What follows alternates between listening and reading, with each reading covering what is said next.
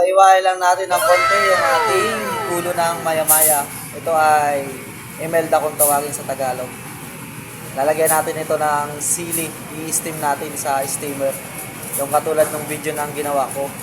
Ayan. Sinare ko lang para mapuntahan nyo yung tamang tutorial ko nito. Ayan, igisa lang natin ang bawang tsaka luya. Igisa lang natin kasama ang chili flakes.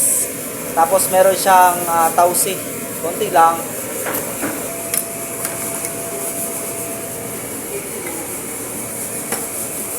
Ayan, ang timpla niya, oyster sauce. Tapos may konting asukal at ketchup. Lagyan mo ng asin para malinamnam. Yung isda, meron na rin siyang asin. Ayan, kung nakikita nyo, may chicken powder siya.